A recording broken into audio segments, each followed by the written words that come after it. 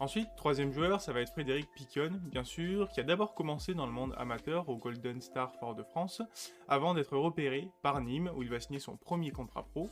Il enchaîne ensuite avec 2 contrats à Rennes et bien sûr à Saint-Etienne, où il va jouer à chaque fois une centaine de matchs pour ces deux clubs.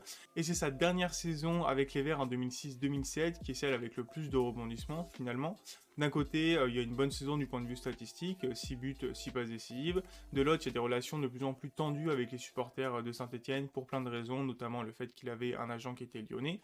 Et finalement, il y a quand même le Saint Graal, la première sélection en équipe de France pour un match contre l'Autriche où il va rentrer du coup en cours de jeu et donc jouer 12 minutes pour sa première et unique sélection.